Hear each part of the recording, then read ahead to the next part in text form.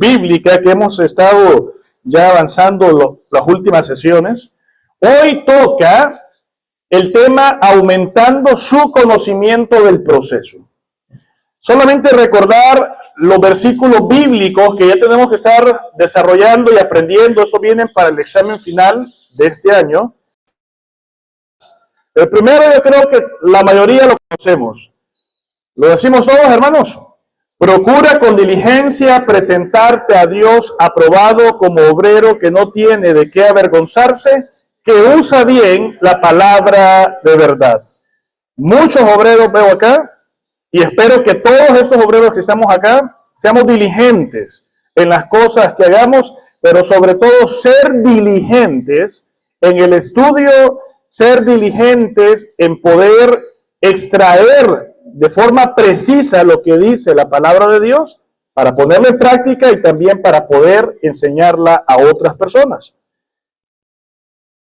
Y segunda de Timoteo 3, 16 y 17, que dice: toda la escritura es inspirada por Dios y útil para enseñar, para redarguir, para corregir, para instruir en justicia, a fin de que el hombre de Dios sea perfecto, enteramente preparado para toda buena obra. ¿Quién se sabe los dos ya?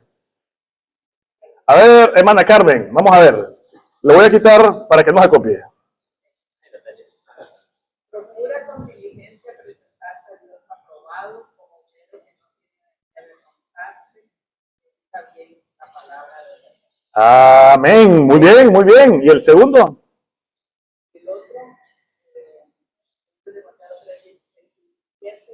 toda la escritura es inspirada por Dios, para enseñar, para redarguir, para corregir, para instruir en justicia, a fin de que el hombre de Dios sea perfecto, enteramente preparado para toda la. Amén. Le doy un aplauso, hermana Carmen. Bien.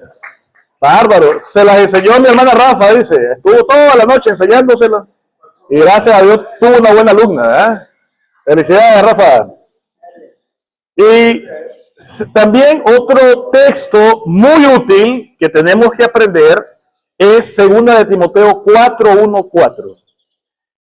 Es una petición que estaba realmente a medida de urgencia que le estaba pidiendo Pablo a Timoteo. Y te dice: te encarezco delante de Dios y del Señor Jesucristo, quien va a juzgar, dice, a los vivos y a los muertos, en su manifestación y en su reino. ¿Qué significa esta expresión, en su manifestación y en su reino? ¿Cuándo va a hacer eso Jesucristo? En la segunda venida, cuando Él se manifieste, entra al reino milenial. Entonces, en ese instante, cuando Él se esté manifestando y entra a su reino, va a haber un juicio a los vivos y a los muertos. Amén. Y la urgencia, ¿cuál es? Que prediquemos la palabra, que instemos a tiempo y fuera de tiempo, redarguyendo, reprende, exhorta con toda paciencia y doctrina. Todo lo que nosotros tenemos que hacer es impregnarnos de la doctrina de Cristo y con esa doctrina poder instruir a otra persona, poder redarguir a otra persona, poder exhortar a otra persona. En la carta que Pablo le da a Tito, algo parecido en el capítulo 2. Le dice: con la doctrina de Cristo, necesito que tanto los ancianos como las ancianas sean ejemplo, pero en doctrina. ¿Para qué? Para que enseñen a los más jóvenes. Entonces, es el mismo principio que Pablo le está dando aquí también a Timoteo, se lo dio a Tito. Porque hay una razón a todo esto. Van a venir tiempos, y quizás ya estamos a las puertas de ese tiempo que se va a agudizar, cuando no sufrirán la sana doctrina. O sea, cuando no van a tener la oportunidad de escuchar sana doctrina, no van a quererla escuchar. Teniendo ese comezón de oír, se van a amontonar alrededor de maestros conforme a sus propias concupiscencias, o sea, conforme a sus propias maldades, van a buscar a ciertos maestros que no van a enseñarle cualquier otra cosa menos la palabra de Dios. Y eso lo estamos viendo, pero eso va a ser más agudo en el futuro, antes de la manifestación de Cristo. Y se apartarán de la verdad, y apartarán de la verdad el oído, y se volverán a fábulas. Cuidémonos de que nuestros púlpitos, nuestros maestros, no estén basando sus enseñanzas en fábulas, en chistes, en cuentos que ellos han experimentado o han escuchado de otras personas, y que lo que menos se enseña acá sea la palabra de Dios. Cuidémonos de eso, porque esto viene, y esto es también lo que nosotros les estamos advirtiendo a ustedes, para que desde ya, delante de Dios y del Señor Jesucristo, empiecen a predicar, empiecen a instar, empiecen a reprender y a exhortar a todo cristiano con paciencia y con doctrina. Amén. Y la regla de oro de interpretación es algo que tenemos que ocupar siempre. Nosotros nos basamos en el principio de sola escritura. Y para hacer sola escritura, necesito extraer del texto el mensaje adecuado, el mensaje propicio, o el mensaje mismo que el escritor mandó al remitente. ¿Estamos de acuerdo? O sea, si ahorita acabamos de leer Timoteo, yo tengo que extraer lo que Pablo le escribió a Timoteo para sacar el mensaje. Y de ese mensaje principal, sacar una aplicación para mi vida. Pero debo de entender primeramente el mensaje. Y para entender el mensaje, está esta regla de interpretación, que te dice, cuando el sentido lleno de la escritura tiene sentido común, no busques otro sentido. Tomemos cada palabra en su sentido primario, ordinario, usual y literal. Lo que significa la palabra, eso es lo que vamos a entender. Y para entender una palabra, si no la conozco, agarro el diccionario y empiezo a ver cuál es el significado de la palabra. Pero no voy a estar haciendo una alegoría de esa palabra que encontré en el texto. ¿Alguien se acuerda qué es la alegoría, mis hermanos? Cuando hablamos de alegoría es, por ejemplo, ponerle cosas al texto. Exacto, agarrar una palabra que, por ejemplo, una piedra, cuando yo leo una piedra, ¿qué quiere decir? Piedra. Una alegoría podría ser cuando David quería enfrentar a Goliat, tomó 5 piedras, dice. Se las echó en el bolso y se fue donde Goliat. Entonces, ¿qué dicen muchos pastores? Y no estoy hablando mentiras. Vas a escuchar muchas prédicas diciendo que esas 5 piedras significan diferentes cosas. Una significa coraje, otra significa confianza, otra significa fe, y así le van dando un significado a cada piedra. Oíme, cuando David llegó, se agachó y tomó 5 piedras, ¿qué es lo que realmente tomó? 5 piedras. Ese es el sentido común, llano, primario, ordinario, usual y literal de la palabra. No voy a estar inventando ni alegorizando. Alegoría entonces es dar un significado diferente a la palabra que estoy leyendo. ¿Se entendió, verdad? Entonces no tengo que alegorizar. Nosotros basamos nuestro principio, nuestra doctrina, en un principio de sola escritura que se basa en esta regla de interpretación. Y cuando empiezo a leer un texto, y el texto, en la primera forma que lo leí, me está llevando a entender algo diferente a un principio fundamental que ya está bien trazado. O sea, un principio fundamental puede ser mi seguridad eterna, mi seguridad de la salvación, la forma como soy justificado, la forma también como soy santificado. Son principios que ya están bien claros. Y yo empiezo a leer un texto y me va diciendo, o voy entendiendo algo diferente a esos principios. ¿Qué tengo que hacer?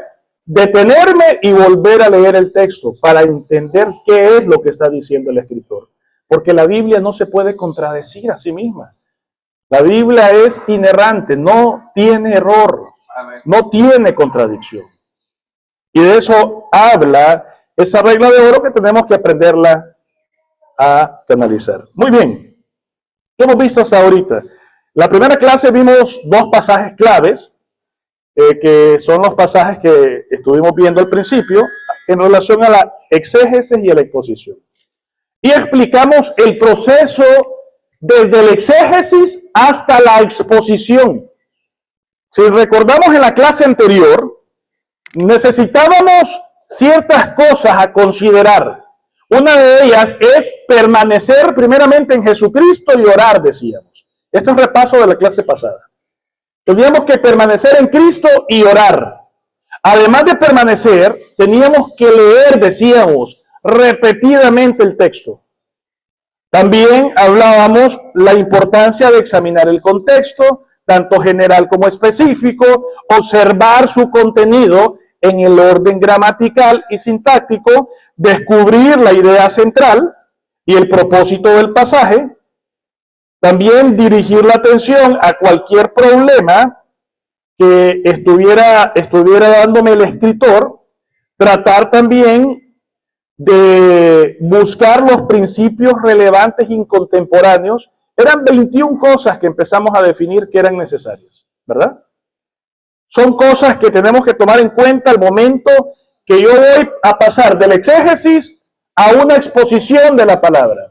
O sea, cualquier predicador, cualquier maestro debe pasar por ese proceso. Y es lo que vimos la clase pasada. Hoy vamos a continuar aumentando nuestro conocimiento de ese proceso que radica en esos 21 puntos, en esos 20 puntos que vimos la clase anterior. Y vamos a empezar con lo primero. El estudio exegético, usted necesita permanecer en Cristo y orar por dirección divina. ¿Ok? Si yo, mis hermanos, no permanezco en Cristo Jesús y oro por dirección, va a ser muy difícil sacar un mensaje que esté acorde a la voluntad de Dios o que sea totalmente dirigido por el Espíritu Santo para que yo lo aprenda. Con mi habilidad puedo extraer algunos pensamientos, pero quizás no voy a poderlo extraer completamente. Necesito sí o sí permanecer en Cristo y orar. Miremos lo que dice. ¿Alguien que me ayude con esta lectura, mis hermanos? Yo soy la vid verdadera y mi padre es el labrador. Todo pámpano que en mí no lleva fruto lo quitará, y todo aquel que lleva fruto lo limpiará para que lleve más fruto. Ya vosotros estáis limpios por la palabra que os he hablado. Permaneced en mí y yo en vosotros. Como el pámpano no puede llevar fruto por sí mismo si no permanece en la vid, así tampoco vosotros si no permanecéis en mí. ¿Y el 5 dice? Yo soy la vid verdadera, yo soy la vid, vosotros los pámpanos. El que permanece en mí y yo en él, este lleva muchos frutos, porque separados de mí, nada podéis hacer. ¿Quién dijo todo esto? Lo dijo Jesús. ¿Cuál es el contexto? Era la noche antes de que Jesús fuese entregado. Estamos entonces hablando que estaban en el aposento alto donde estaban celebrando la Pascua. En este instante del capítulo 15, Judas ya se había retirado. Judas era el que había sido escogido desde el principio para entregar a Cristo. Judas no era cristiano, no era creyente. Los 11 que se quedaron, sí. Por lo tanto, no puede estar hablando esto acerca de un contexto de salvación. Porque todos los que estaban ahí ya son creyentes. Eso es importante entenderlo. ¿Ves el contexto? ¿Para qué me sirve? Para poder sacar y extraer algo. Porque cualquiera que empieza a seguir leyendo esto, los versículos anteriores dice, mirad lo que dice el 2, todo pámpano que en mí no lleva fruto lo quitará y todo aquel que lleve fruto lo limpiará para que lleve más fruto. Y seguís leyendo, dice que esos pámpanos que son arrancados son echados al fuego. Entonces muchas personas piensan que la salvación se puede perder en base a ese contexto, en base a esa interpretación o esa palabra que dé en fuego. Pero no, aquí Jesús está aprovechando la ocasión para enseñarles una valiosa lección de lo necesario que yo tengo que hacer después de ser salvo y la importancia de permanecer en Cristo Jesús. ¿Cuál es el tema central? Leyendo eso bien, ¿cuál será el tema central? Bueno, puede ser la santificación del creyente. ¿Qué más puedo partir de estos primeros versículos? Exacto, es el llevar fruto que está ligado a la santificación. Mi santificación me va a hacer llevar frutos. El fruto del Espíritu únicamente lo puedo dar cuando ando en el Espíritu. Si vos no andas en el Espíritu, lo que va a salir de tu vida es todo carnal. Pleitos, contiendas, envidias, vanidades, deseos pecaminosos, deseos mundanos, deseos desenfrenados, cualquier cosa porque no andas en el Espíritu. Entonces la importancia que le está diciendo Jesús a sus discípulos creyentes era que era necesario que permanezcan en la vid, la santificación, para poder llevar frutos, porque separados de Cristo, nada podemos hacer. Entonces, ¿qué puedo deducir de esto? ¿De qué depende que yo lleve fruto o no lleve frutos? De mi comunión con el Señor. De mi comunión con el Señor. Depende de que si estoy permaneciendo en Cristo, si el Señor está permaneciendo en mí, de eso depende. Si eso no se cumple, hermano, usted ni yo vamos a llevar frutos. ¿Se entiende? Eso es lo que nos está diciendo el pasaje. Entonces necesitamos, sí o sí, también depender del Espíritu Santo para poder hacer un estudio claro de la palabra.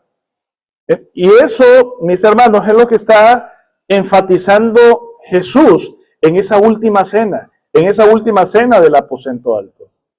Acuérdense que el aposento alto va desde el capítulo 13 al capítulo 16. Fíjate cómo me sirve todo el contexto. Si yo empiezo a leer el capítulo 13 y no entiendo que está en la última cena, puedo tener varios errores de interpretación. Pero cuando ya me estoy ubicando que está Cristo con sus discípulos en la última cena, empiezo a entender varias cosas. Entre ellas, enseña que después de la muerte y la resurrección, ahí Él les empieza a decir que Él iba a ir al cielo y que iba a mandar al Espíritu Santo. Todo eso pasó en esa cena. Es importante entenderla. Miremos ahora 1 Corintios 2, del 12 al 16. Otro que lo lea, por favor. Y nosotros no hemos recibido el Espíritu del mundo, sino el Espíritu que proviene de Dios, para que sepamos lo que Dios nos ha concedido, lo cual también hablamos, no con palabras enseñadas por sabiduría humana, sino con las que enseña el Espíritu, acomodando lo espiritual a lo espiritual. Pero el hombre natural no percibe las cosas que son del Espíritu de Dios, porque para él son locuras y no las puede entender, porque se han de servir espiritualmente. En cambio, el espiritual juzga todas las cosas, pero él no es juzgado de nadie, porque quien conoció la mente del Señor y le instruirá más, nosotros tenemos la mente de Cristo. Mira qué interesante esto. Pablo, en este pasaje, nos revela una gran verdad, que ya Cristo lo había dicho en el aposento alto: les voy a enviar a su Santo Espíritu. Pero ya Pablo aquí ya habla en pasado. Dice, nosotros no hemos recibido el Espíritu del mundo. ¿Qué fue lo que recibieron? El Espíritu que proviene de Dios. O sea, eso ya fue recibido. Todo creyente recibió el Espíritu Santo, lo cual también hablamos no con palabras enseñadas por sabiduría y nada, sino con las que enseña el Espíritu. Otra cosa relevante e importante que está mencionando Pablo. ¿Quién me va a enseñar la palabra de acuerdo al texto? El Espíritu de Israel espiritual a nuestro espíritu es. ¿Qué dice la última parte? Dice, si no con la... Que enseñe el Espíritu acomodando lo espiritual a lo espiritual. Claro, una persona natural me va a poder enseñar cosas naturales, pero solo el santo ser de Dios, solamente el Espíritu Santo es el que me puede enseñar las cosas espirituales. Esa es otra verdad que está enseñando aquí Pablo. Entonces, lo que tenemos que entender es que los cristianos tenemos un recurso que es altamente valioso. ¿Cuál es ese recurso? El recurso, que también es por gracia, es el Espíritu Santo. Porque ese Espíritu Santo es el que me va a hacer discernir de manera espiritual las escrituras de Dios. Mira, tenemos, si lo pones y lo entendés bien, tenemos acceso a la mente de Cristo por medio del Espíritu Santo. No sé si eso te parece maravilloso. Tenés acceso a una mente mucho más elevada que la nuestra, caminos mucho más elevados a los nuestros, por medio del Espíritu Santo. Si vos no permaneces en Cristo, si vos no andás en el Espíritu, no tenés acceso a esa mente. No tenés acceso a discernir espiritualmente la palabra de Dios. Por eso es importante permanecer en Cristo y orar, que es el primer punto que estamos viendo. Ahora, Salmo 119, 18. ¿Quién lo lee? Otra persona. Ok, esta es una oración que está haciendo ¿quién? David. Es una oración que también es buena para nosotros. ¿Sí? Es una oración que también nosotros la podemos usar. Y esa oración no solamente se enseña en el Antiguo Testamento, también se enseña en el Nuevo. ¿Y qué es lo que te está enseñando David aquí? ¿Qué es lo que está pidiendo él? ¿Será que era ciego David? ¿A qué se refiere abre mis ojos? ¿Será que estaba dormido? ¿O andaba con conjuntivitis? Estaba pidiendo sabiduría, estaba pidiendo entendimiento, estaba entendiendo para poder mirar las maravillas de tu ley, para poder entender lo que tu ley dice. Quiero inquirirla, quiero atesorarla, quiero practicarla, porque para él sí era más valioso que oro y que plata. Pero sabía que naturalmente él no podía entenderla. Mira qué interesante. Necesitaba el don espiritual para poder discernirla. Y eso se repite también en el Nuevo Testamento. Otro que lea Efesios 1, del 15 al 19.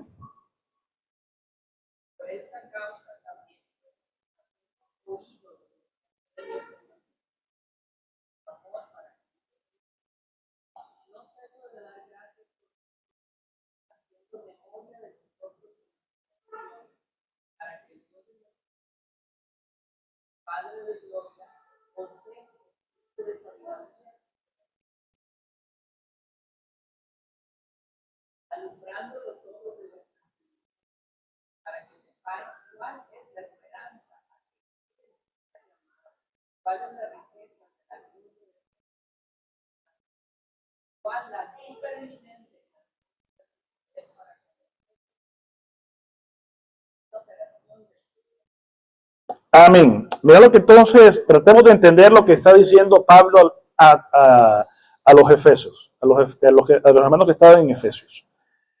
Estaba orando, dice, habiendo oído de vuestra fe, de vuestro amor, no ceso de dar gracias por vosotros.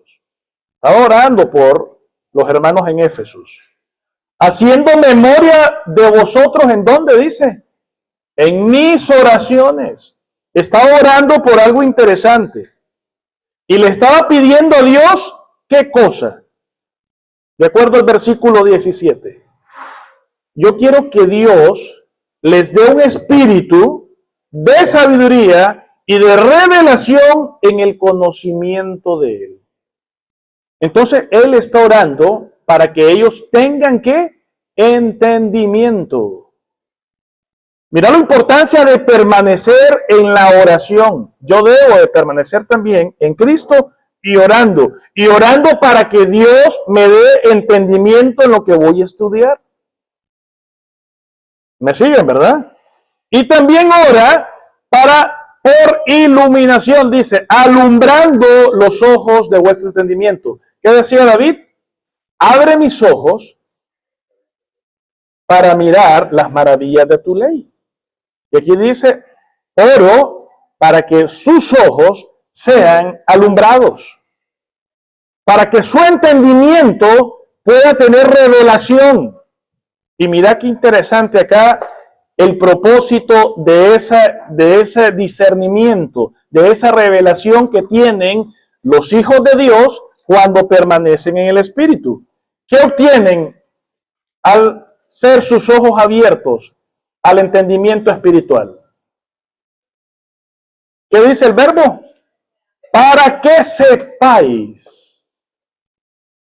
Cuando vos empezás a entender la revelación divina, empezás a entender qué es realmente la gracia de Dios.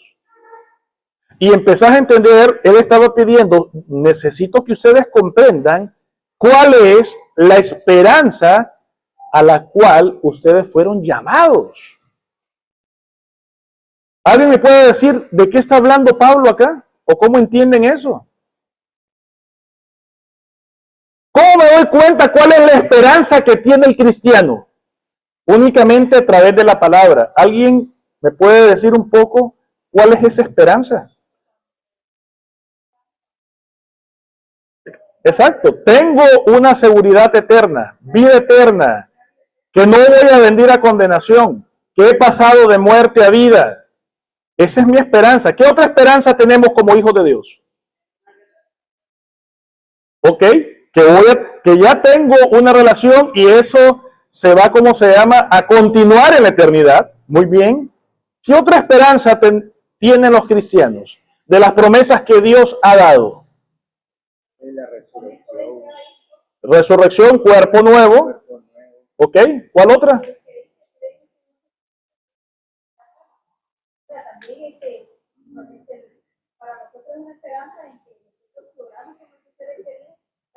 Pueden creer si escuchan el Evangelio y ponen su fe, y pueden también ser salvos.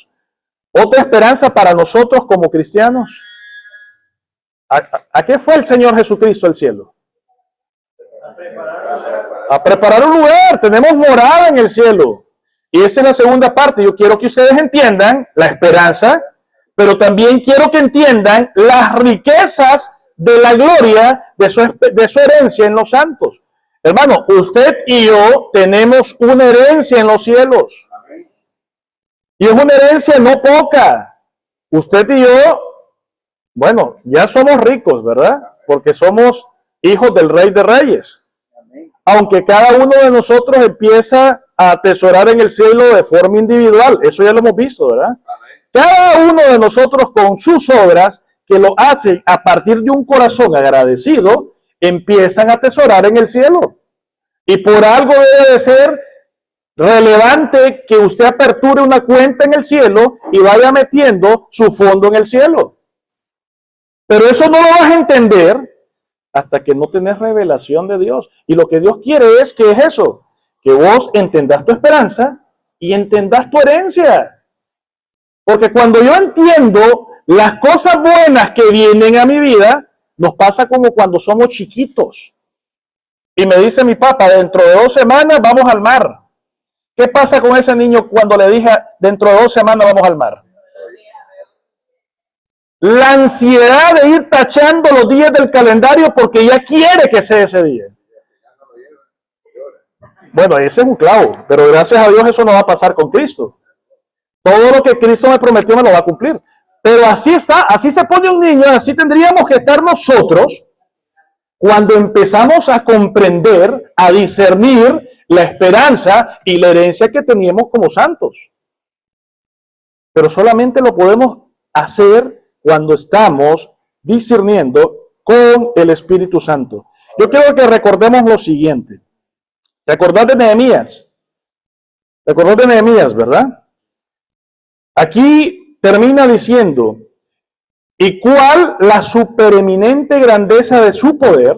O sea, quiero que entendas también qué tan grande es el poder de Dios. Para con nosotros, los que creemos, no para todo el mundo, para nosotros que hemos creído, según la operación del poder de su fuerza. ¿Qué le decía Nehemías, Esdras al pueblo ¿cómo se llama en el libro de Nehemías? El gozo del Señor es nuestra fortaleza. ¿En qué se gozaba el Señor? Lo vimos en la clase anterior. Los que vinieron me pueden recordar en qué se gozaba el Señor. Recuerden qué es lo que estaba pasando en Nehemías capítulo 8 del verso 1 al 10. ¿Se acuerdan lo que vimos en la clase anterior? Estaba leyendo. El pueblo pidió que trajeran el libro, que es el libro de la ley, y lo abrió en la plaza donde estaban todos y empezaron a leer la palabra de Dios. ¿Y qué más pasó? Lloraron al ser confrontados. Todo el mundo se puso a llorar por ser confrontado, pero todo el mundo estuvo atento a lo que decía la palabra de Dios. Y dice que tanto Esdras, que era el sacerdote, como una gran cantidad de levitas ahí, empezaron a extraer lo que decía el texto para enseñarles a los demás qué es lo que Dios les estaba pidiendo. Y cuando eso pasa, cuando el pueblo de Dios es instruido, cuando el pueblo de Dios es entendido y empiezan a comprender, empiezan a saber cuál es la esperanza, cuál es la herencia, qué tan grande es el poder de Dios, y empiezan a vivir conforme a esa realidad, el que se va a gozar es Dios. Y cuando Dios se goza, el poder de Él comienza a fluir. ¿Y a quién se le da ese poder? De acuerdo al texto. ¿Para quién es el poder de Dios en este texto? A los creyentes. Ese poder opera en nosotros. Y de ahí viene la fuerza del cristiano. Ahí es cuando nosotros que somos débiles, somos fuertes. Ahí es cuando nosotros que somos pobres, nos volvemos ricos.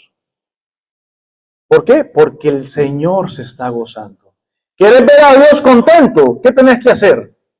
Escudriñar la palabra de Dios, ponerla por obra y permanecer en Cristo, porque separados de Él, nada podemos hacer. De Cristo, de Dios, viene nuestra fuerza. ¿Entendemos eso, verdad? Muy bien. Entonces, no sobrepase eso ni tampoco lo ignore. Es importante que lo puedas entender. Miren, hermanos, esto de aquí, este texto de acá, bueno, hermanos, ahí sí, ¿eh?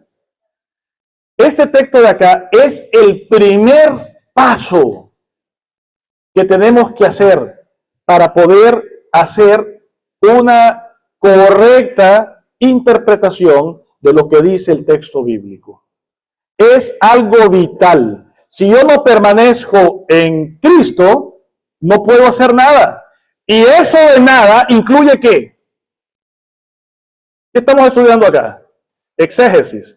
Eso también incluye el exégesis. Si usted no permanece en la vid, si usted no permanece en Cristo, si usted no anda en el Espíritu, tampoco va a poder extraer lo que dice la Biblia. Te va a costar, porque estás en pecado. ¿Se entiende por qué es vital, importante en todo este proceso eso que estamos estudiando? Bien. En segundo lugar, lea el pasaje detenidamente. Quiero que lean el siguiente pasaje. Hagan el ejercicio ustedes. Léanlo bien. Léanlo 1, 2, hasta 3 veces. Léanlo tranquilo.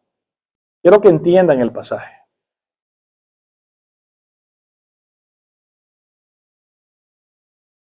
Y quiero que me den una idea central de lo que están viendo ahí.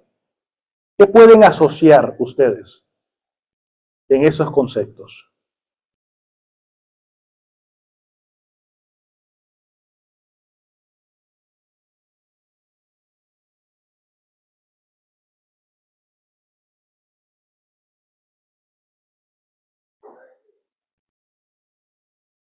El tiempo está cerca, hablaba de la segunda venida, pero ¿será esa la idea central?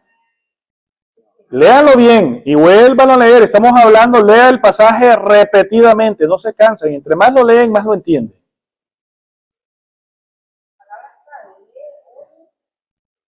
La palabra clave dice es lee, oye y guarda. Muy bien, son palabras claves, pero que se asocian con qué. No, las palabras clave que dice Carlita son lee, oye y guarda. Bien. Pero ¿con qué se asocia el leer, el oír y el guardar? Lo dice el texto, léelo de nuevo, repetidamente.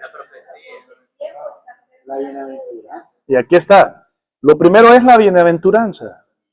Fíjate bien, empieza el texto diciendo bienaventurado. ¿Quién va a ser bendito?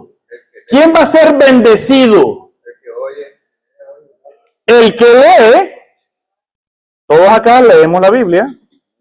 Hay personas que pueden ser analfabetas o ciegas, que no la pueden leer, pero la pueden escuchar. El que lee, el que oye, pero también que guardas estas palabras, porque el tiempo del Señor está cerca, esas personas van a ser bienaventuradas.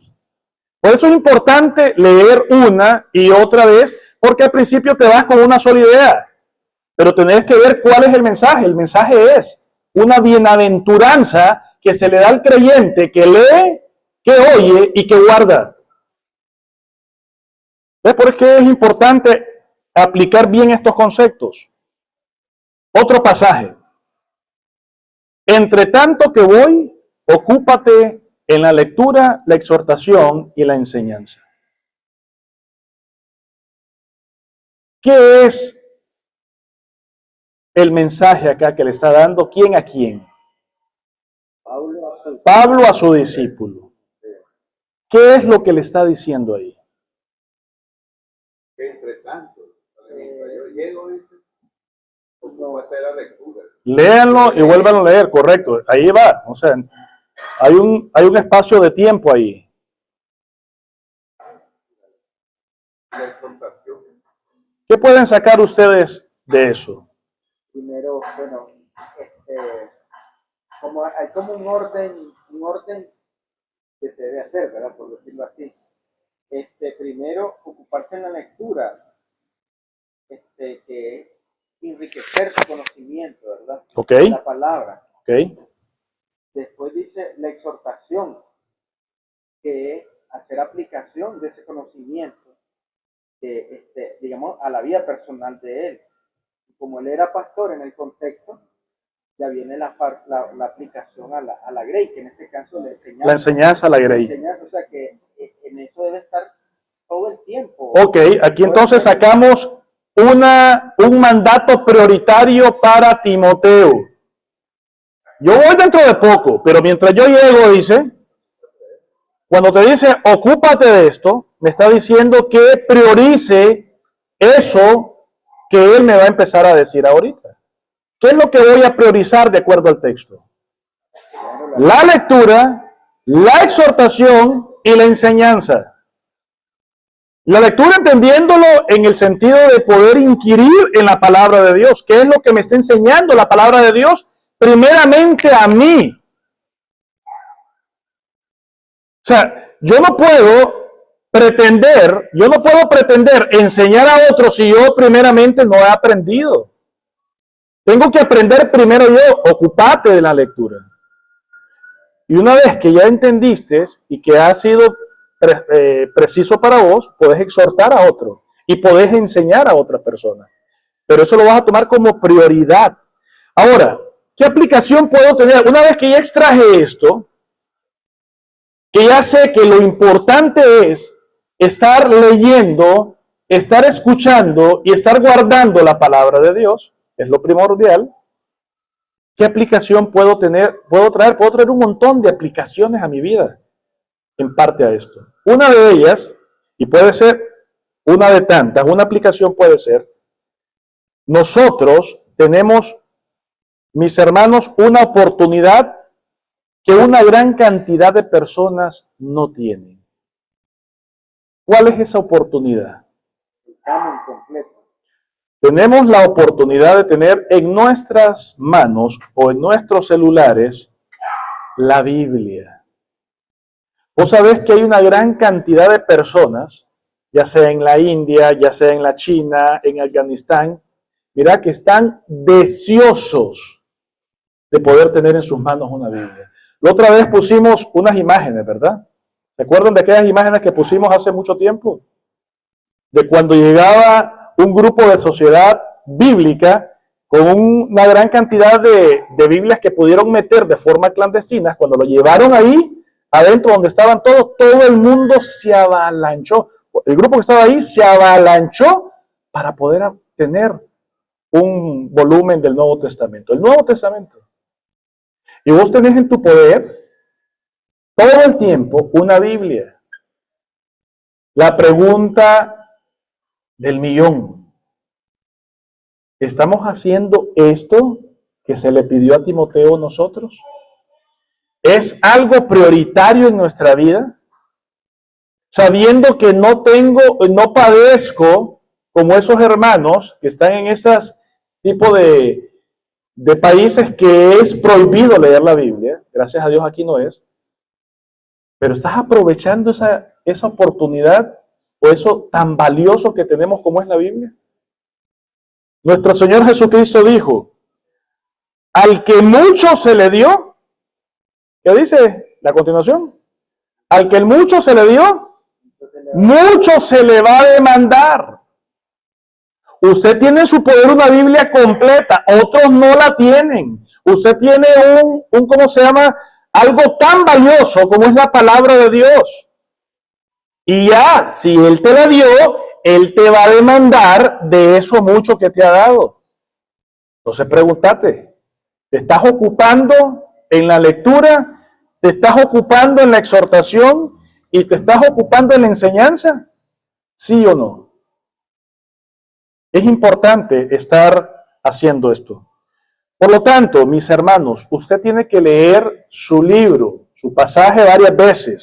¿Para qué? Para familiarizarnos con el tema, el contexto y el movimiento del libro. Es importante que lea su libro, pasaje seleccionado, y lo vamos a hacer con cuidado. ¿Qué es eso de cuidado? Vamos a hacerlo fijándonos en cada palabra, no solamente en una que me llamó la atención, en cada palabra. Lo tengo que hacer con frecuencia, eso quiere decir muchas veces. Tengo que hacerlo con paciencia, no te apresures. Muchas veces tenés ¿cómo se llama?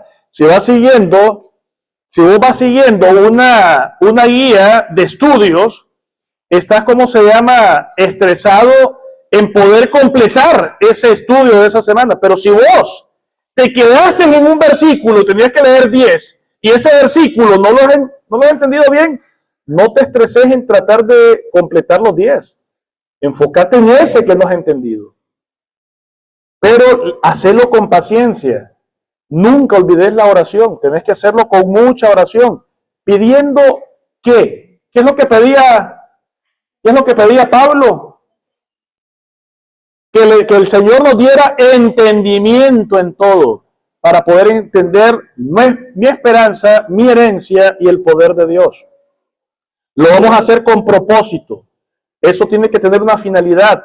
Lo tenemos que hacer con inquietud. O sea, ese deseo de saber más y más. Y por último, ya lo hemos dicho, si tenés la oportunidad de descargar en tu celular una Biblia que tenga al mismo tiempo varias traducciones, te va a servir mucho. Cuando yo no lo entiendo en una traducción porque usaron un lenguaje bien complejo, me voy a otra y leo varias para sacar una idea central. Mira cómo sirve eso. Solamente leyendo el mismo texto unas 6 veces en diferentes Biblias, es como que estuvieras haciendo un estudio exegético brutal. Porque vas a sacar una idea central bien clara, leerla en diferentes traducciones. Entonces es un ejercicio que debes de aprender a utilizar vos. ¿Ok? Vamos a terminar acá solamente el 3, hacemos un break y volvemos para terminar, aunque no sé, vino la Yuli. Ahí está la Yuli. ¿Cómo está Yuli? ¿Ya está? Ya debería estar, ok. Vamos a terminar esto y vamos a hacer el break. Allá la compañera, allá adentro están para que nos ayude. Examine el contexto general y el contexto específico. Alguien que lea lo que define el diccionario Webster, por favor.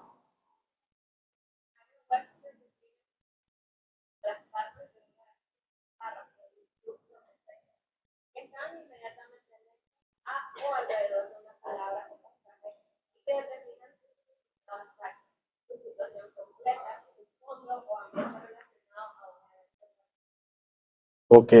¿Alguien me puede dar un ejemplo de un contexto? De una palabra que si la aíslo se puede salir del contexto. Ejemplo cotidiano, por ejemplo. ¿Cuál?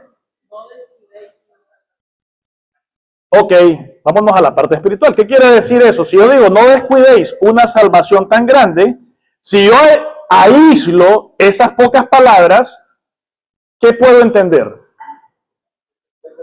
Que si descuido esa salvación, se me puede perder. O sea, como cuando yo tengo a cargo a un perrito o un gatito y de repente me fui a dormir, el gatito se me perdió. O sea, si aíslo eso dentro del contexto, puedo llegar a eso, pero cuando ya lo conecto con el contexto completo, y entiendo que no está hablando específicamente de mi justificación. Pero a ver, en un ambiente cotidiano, una palabra que se puede sacar de contexto. ¿Alguien? Cuando escuché de repente decirle a una persona, pero es que este tipo es necio.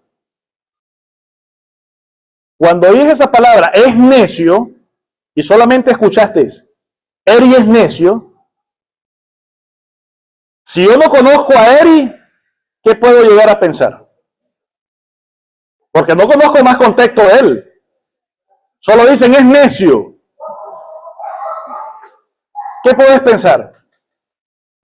¿O cuántos contextos podemos utilizar para la palabra necio? A ver, dígame cuántos contextos puedo yo utilizar para la palabra necio. ¿Perdón? Una persona insistente, necia, en el sentido de pedir, ¿cómo se llama? Que un trabajo se haga. Ah, no, pero es que él es necio. Ah, pero es necio para que el trabajo se haga. Ya el significado de necio como que ya va cambiando, ¿verdad? Porque ¿qué significa necio?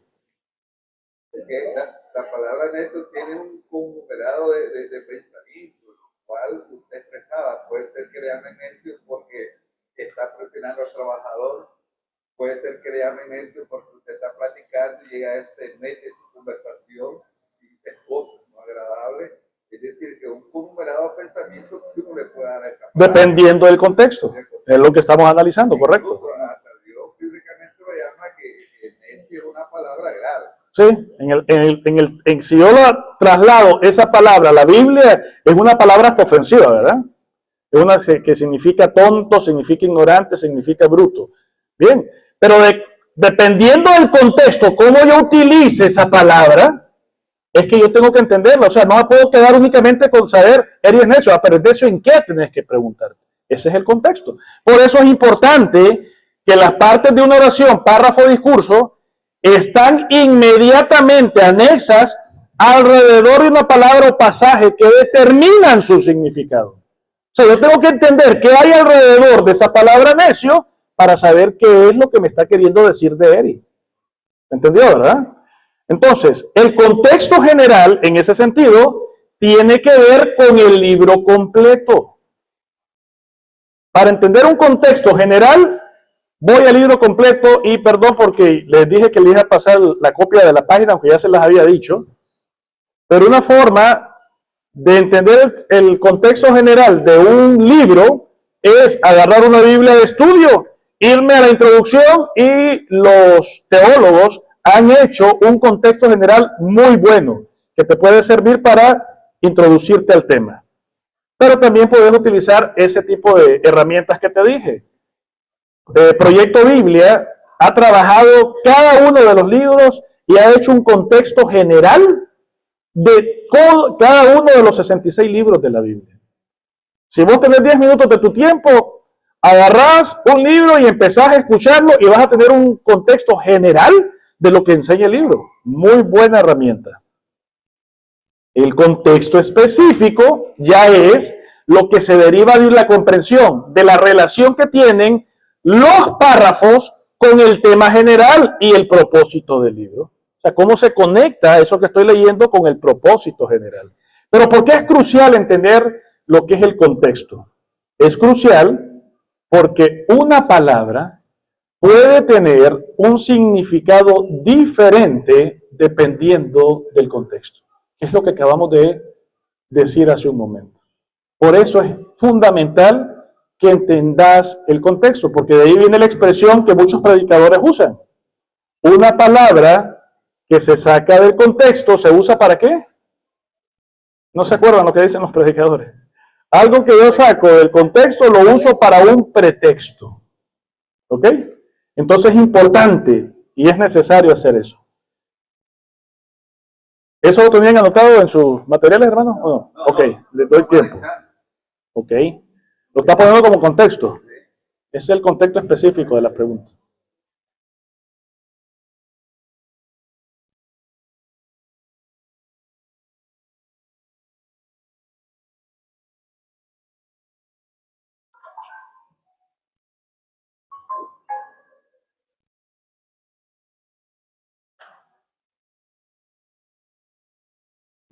Ah, ya Hansel lo copió, no quiere copiar Hansel hoy. Quiere llegar a copiarlo después. Fuera gagma. Ok. Ah, perdón. Seguimos. Para atrás, para atrás. Ah, no había nada de eso en el material. Ah, ya. Solo la pregunta estaba. La pregunta, ¿por qué es tan crucial reconocer el contexto? ¿No está? Ah, bueno, entonces la pregunta sí estaba, la respuesta es la que no estaba. Es la que tenés que copiarme.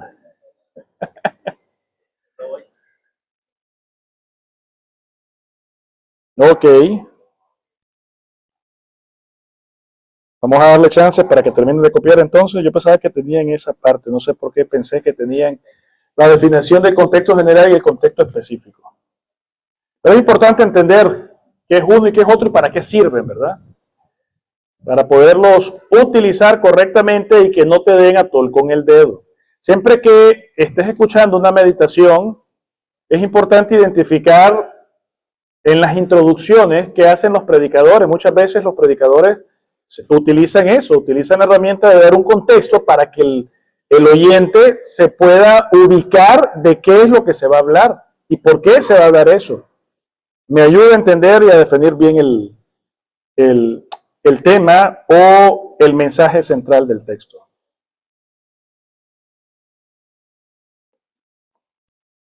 ¿Faltan, mis hermanos?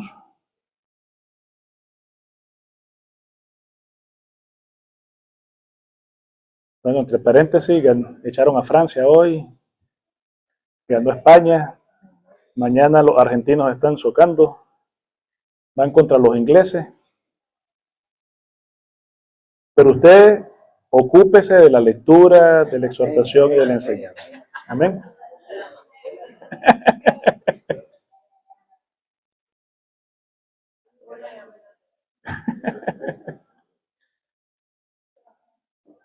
Seguimos, hermanos. De todas maneras, ahí Hansel ya puso la foto para el que no ha terminado. Y vamos a partir de aquí de ver un ejemplo y hacemos el break. Fíjate bien, para una comprensión general del texto, podría ser un bosquejo o un diagrama del libro para que me pueda servir de ayuda. Por ejemplo, salud. Miremos un diagrama. ¿Cómo sería un diagrama del libro de Génesis? El libro de Génesis tiene un tema general, tiene temas principales, hay un método dentro de la lectura, hay lugar, que en este caso sí son interesantes conocer los lugares donde se dan, y los periodos de tiempo que pasa entre uno y otro. Por ejemplo, la primera parte, o la primera gran división del Génesis va del capítulo 1 hasta el capítulo 11, versículo 9. Y en esos capítulos hay 4 eventos. O sea, el Génesis se divide en 2. La primera parte en 4 eventos y la segunda parte en 4 personas.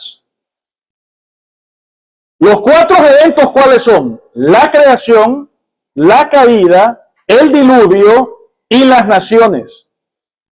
¿Te acordás cuando vimos la unidad donde hacíamos división de toda la historia de la humanidad? Que se llama dispensaciones, la forma de cómo es la economía de Dios en cada uno de esos tiempos.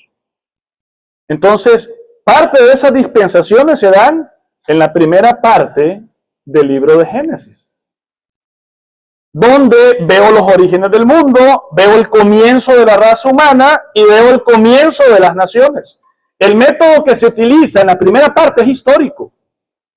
O sea, no se trata de hacer algo más que narrar todos los hechos como se dieron. Y importante entender en dónde fue la ubicación de todo eso que se dio y el tiempo, cuánto transcurrió, más o menos aproximadamente unos 2000 años. Pasaron en esos 4 eventos, 2000 años. Lo que pasa es que uno de los primeros 11 versículos, de los 11 capítulos del Génesis, te los puedes leer en un día, y en un día te leíste 2000 años de la historia de la humanidad. Pero pasaron 2000 años en todo este proceso. Y una vez que se consolida, vamos a la segunda división, que son 4 personajes. Empieza con Abraham, sus hijos, Isaac, Jacob y José. Isaac, hijo de Abraham, Jacob, hijo de Isaac, y José, uno de los 12 hijos de Jacob. Se centra en algo biográfico de cada uno de estos personajes. Entonces, todo esto que te estoy diciendo es un contexto general. Me ayuda para ubicarme qué es lo que se da. Y si no entiendo la metodología que está utilizando el escritor, también me puede confundir. Si es historia, es historia. Si es algo biográfico, también es parte de la historia, pero de forma específica para un personaje. ¿Estamos de acuerdo? Entonces, para eso nos sirve, para centrarnos. Si ya sé que voy a leer en el capítulo 5 del Génesis, ya voy a saber que voy a estar dentro de 4 eventos. Y voy a ver que este evento pertenece a una de las dispensaciones de la historia de la humanidad. Entonces me sirve para enfocarme y entender que posiblemente estos eventos ya no tengan mucha relación con mi contexto actual. O sea, muchas de las cosas que Dios les pidió a esas personas en ese evento, no necesariamente tiene que ser lo que nos rige hoy en día. Como también pasó con el pueblo de Israel. Muchas de las leyes que ya se le dieron al pueblo de Israel no me impactan directamente a mí como cristiano en la era de la iglesia. Por eso es importante ubicarme en el contexto para poder interpretar. ¿Preguntas hasta acá? Falta muy poco, pero quiero que hagamos un break, nos estiremos, son las 7 de la noche, vamos a hacer un break de 10 minutos, volvemos para irnos temprano, ¿ok? 10 minutos y volvemos. ¿A dónde está el cafecito? Hermanos, terminemos, esto falta un poquito. Vengan, por favor.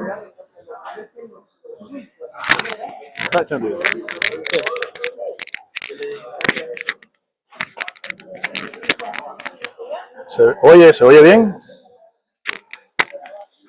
Muy bien, entonces tenemos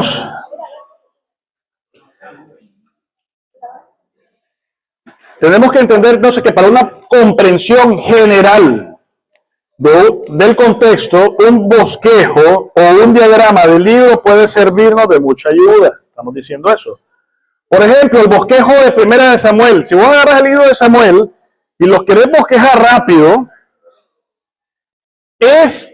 son 3 personajes los que aparecen en función. Del 1 al 7 vas a ver a Samuel. Una breve biografía de Samuel. Después viene el acontecimiento del primer rey de Israel, Saúl, y termina la última parte del libro con David. Entonces, eso, cuando vos estás practicando eso, cuando vos te dicen una cita bíblica o vas a empezar a leer, ya te ubicas de cuál va a ser el contexto general. Capítulo 5, ok, es Samuel. Me voy a enmarcar de que es Samuel el que está contando una historia y está contando del mismo. Y así sucesivamente. Entonces siempre es de mucha ayuda podernos entender en el contexto. Ahora, para obtener un entendimiento del fondo histórico del libro, usted tiene que hacerse 5 preguntas. Esto se puede encontrar también en la introducción. Por ejemplo, ¿quién es el autor y quiénes son los destinatarios? Hagan un ejercicio, busquen en la primera carta de Pedro. Búsquenme en los primeros versículos de Pedro quién es el autor y quién los destinatarios. Primera carta de Pedro. Miremos a quién le escribió esa carta a Pedro. ¿Quién será el autor, Juan?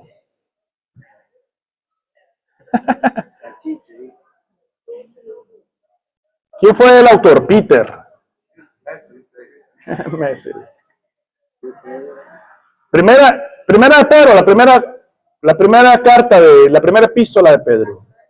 El autor es Pedro, ¿y a quién se le escribe? A los expatriados de la dispersión en Ponto, Galacia, Capadocia, Asia y Bitinia. Pero esos expatriados, ¿quiénes eran? De acuerdo al texto, ven el texto. ¿Qué dice? Eran elegidos, entonces eran santos, a los santos expatriados. Estamos hablando de creyentes que habían sido dispersos por la persecución del momento. Entonces estamos hablando de una iglesia en un tiempo de tribulación, en un tiempo de persecución. ¿Me sirve entender eso para el contexto? Claro que sí. También tenés que preguntarte cuál es el tema central. El tema central, por ejemplo, de esa carta es la gloria de sufrir por Cristo. O sea, es una iglesia que estaba siendo, perseguida, pero que Pedro la anima a que ellos puedan permanecer constantes y puedan darle la gloria a Dios. Ese es el tema central. Tenemos que entender también el estilo literario, si es una narrativa, si es un discurso, si es una poesía. La poesía tiene características bastante particulares. No las puedo tomar muchas veces de forma literal. O sea, cuando ustedes empiezan a ver Cantar de los Cantares, muchas de esa descripción que habla Cantar de los Cantares no la puedo tomar de forma literal. Es una escena donde el marido está hablando con la esposa y la esposa también está hablando de los atributos del marido. Entonces tengo que entender que es poesía. Pero en el caso de Primera de Pedro, ¿qué es? Es una epístola, es una carta. Así como vos escribís una carta a cualquier persona, eso mismo hizo Pedro, escribir una carta. Es importante entender cuándo se hizo. En el caso de Pedro lo hicieron en el año 63 después de Cristo. Muchas veces es interesante saber el tiempo, otras veces no es necesario, es indistinto.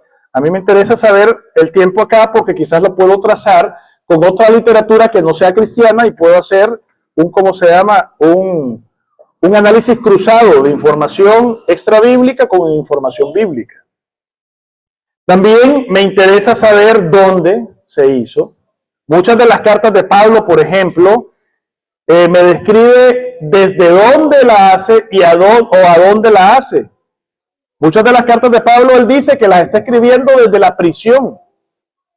Y es importante entender ese contexto, porque cuando vos vas a Filipenses 4, por ejemplo, vos sabés que el que escribe es Pablo, y Pablo está en la prisión, y Pablo me dice, regocijaos en el Señor. Otra vez os digo, regocijaos, porque es relevante ese texto.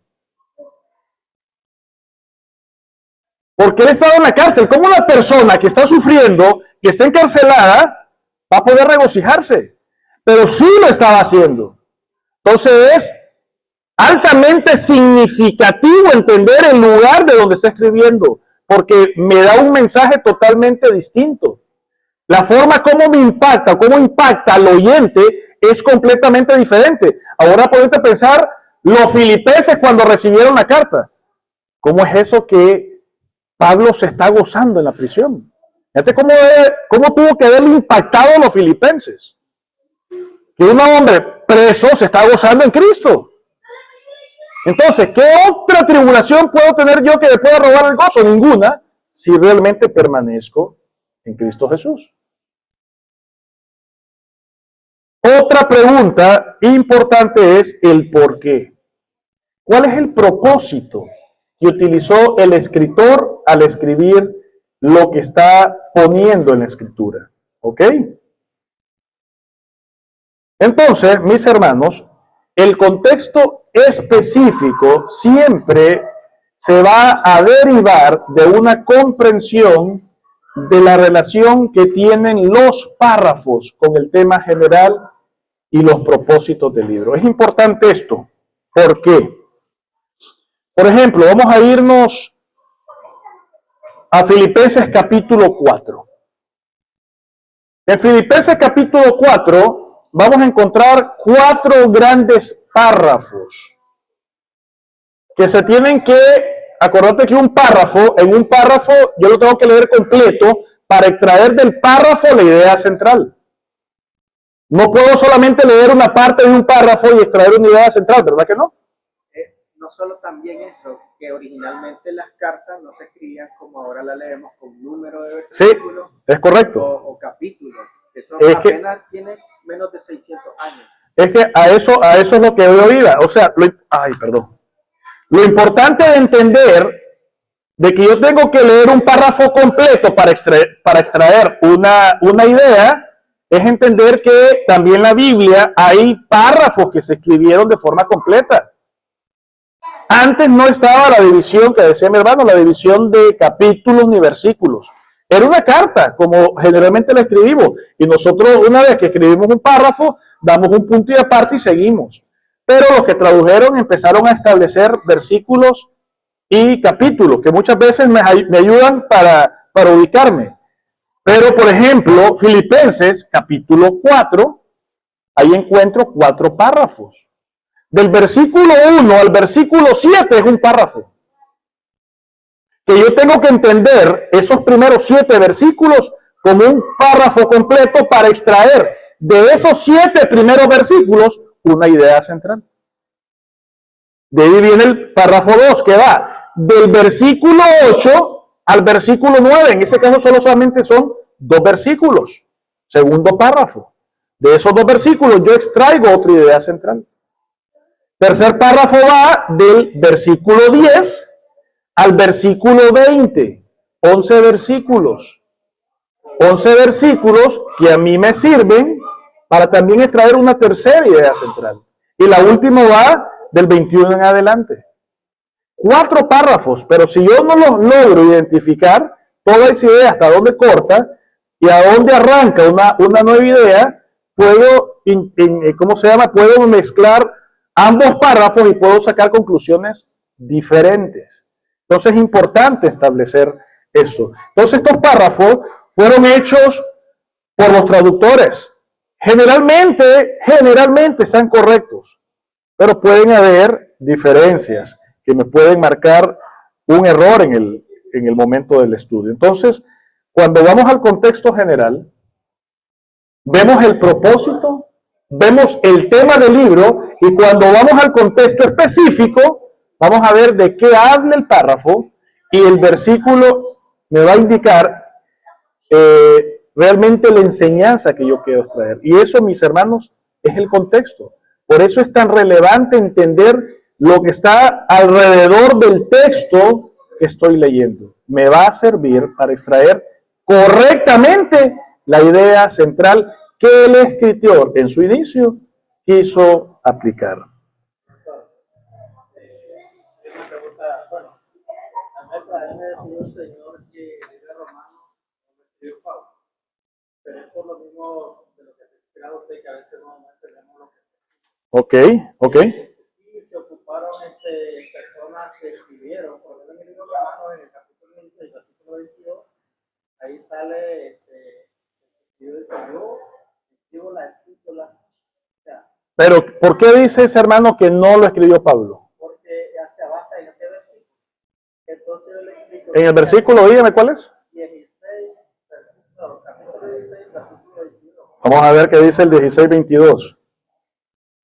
16:22.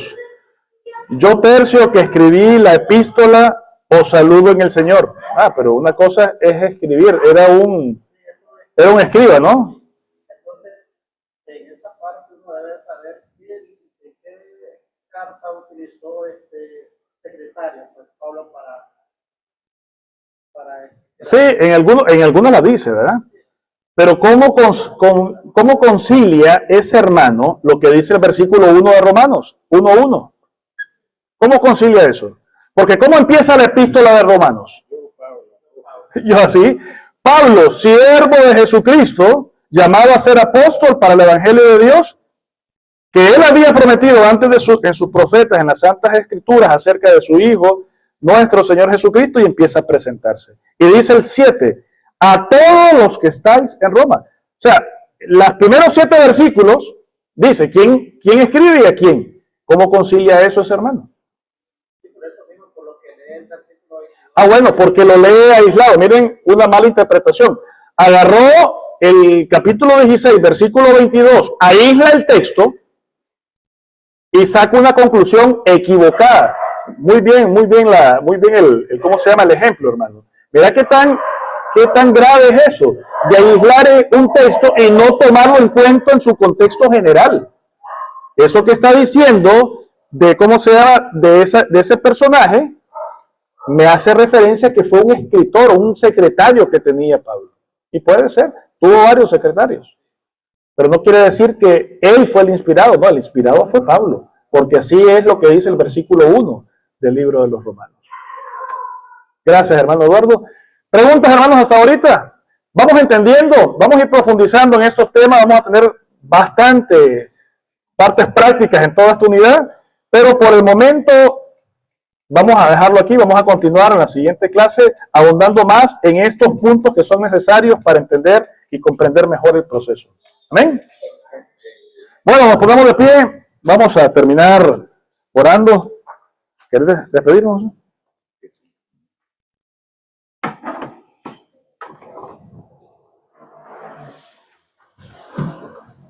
Padre nuestro que está en el cielo, santificado sea tu nombre, Señor. Esta noche te damos gracias por un día más de vida, por todas las bendiciones que nos has permitido el día de hoy.